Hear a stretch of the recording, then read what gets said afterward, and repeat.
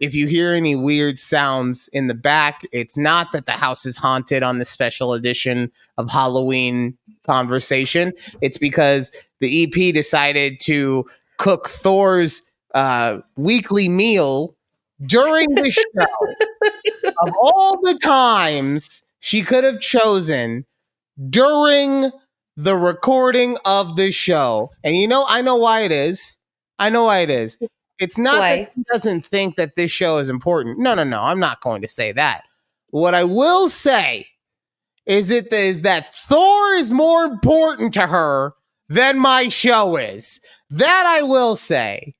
Thor hasn't eaten since breakfast. Whose fault is that?